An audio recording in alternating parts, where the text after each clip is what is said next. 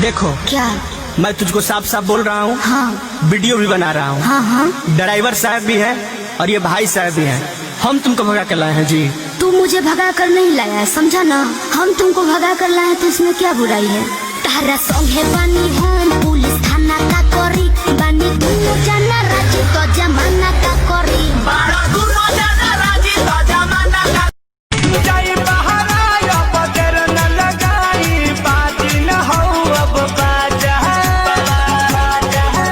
इतना दिया कि भले बन जाइबू केहू के में हार माल तू हमारे रहबू कि भले बन जाइबू केहू के में हार जान तू हमारे रहबू का बुझ कौन छुके कोइला सब फैल रे 32-36 सब भइल कौन छुके कोइला सब फैल रे 32-36 सब भइल 36 सब भइल 32-36 सब भइल टाइट सामान झूल गइल रे 32-36 सब भइल टाइट सामान झूल गइल रे 32-36 सब भइल।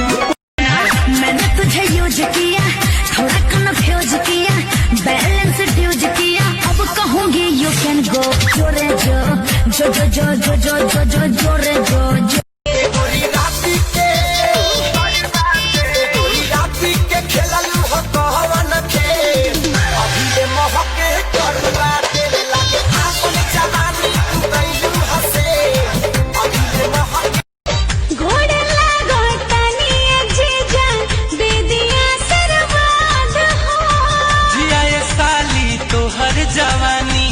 रहे जिंदाबाद साले हाय कहीं चलो ना लव के क्लास करे के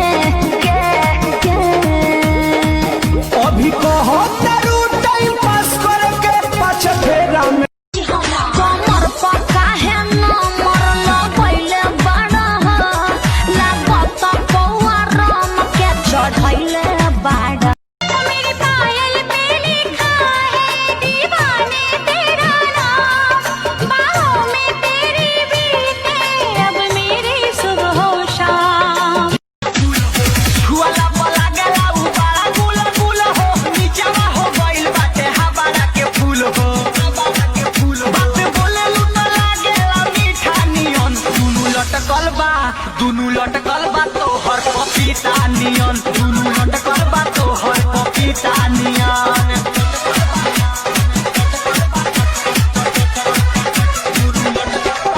हेलो देवर जी तनी अपना भैया से बात करवाइए ना। ए भैया ले हई भौजाई फोन कइले बाड़ी हम ना बतियाई ई काहे रे हम बर्बाद होने जा रहे हैं। तो ठीक है आखिरी इच्छा बताओ। हिलाना है मेरा भैया चांद बिजुलिया का दीवाना है। रहे जौना के डर उहे हो गइल बात रात टोला में कांड बरियार हो गइल तनी सुन ला अरे ना बोल हो बोले के भौजे के जवरे फरार हो अलबीना रिकॉर्डिंग स्टूडियो सिमरा हम जानू भूले के पड़ियो हमारा शादी होते जब ससुरवा नया नया बात छोड़ल जवानी भइल मिजाज पानी पानी करत मन लब करे के अभी तो पहिला बाटे उठानी अरे बुझाई होता गजन इंजन बा गरम चाहतानी करावल रिपेयर सर्विसिंग के जरूरत बा मार बारू करे गोरी के यार ना तलेली जवानिया रे अच्छा मार बारू करे गोरी के यार ना तलेली जवानिया रे।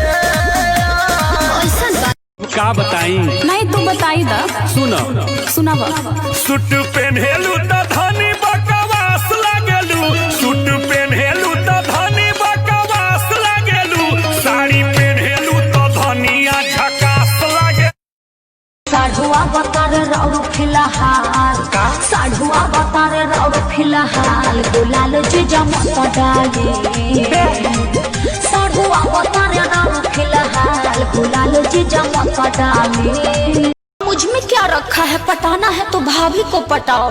मैं आज कल चले जाऊंगी ना।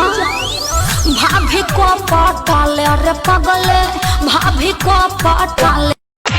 आज से पेपर पढ़ल भाई रोतिया नेहवा के माई सगरो गौआ जागल बा। देखो पूजावा के मरते नेहवा के अब लेके भागल बा। मनवा रंगीला हमर तू तो रंगीली, स्वर्ग के सुख हमरा बहिने में मिली। अरे बाहर में जाके राजा करेला कमाई, ससुरा में झेलिले सितम। तेरा भरोसे पिया घरवा में रही, सच्चे सच्चे कहता नहीं हम।